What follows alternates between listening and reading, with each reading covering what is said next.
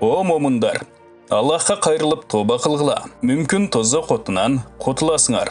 Ғұламалар айтышат, тоба қабыл болу үшін 4 нәрсені жасауға тиіш. Біріншісі, тоба қылғандан соң тілін сақтасын. Ашықша, пайдасыз сөздерді сөйлеуден, біреуінің артынан сөз қылудан, ушақшылық қылып ел арасында бірінің сөзін біріне жеткіруден, жалған сөйлеуден. Екіншісі, жүрегін сақтасын. Біреуге кек сақтаудан, көралбастық қылудан, дұшмандық қылудан. Üçüncüsü, жаман, бозуқы іштерменен алек болып жүрген адамдардан ажырап, алыс болып жүрсін.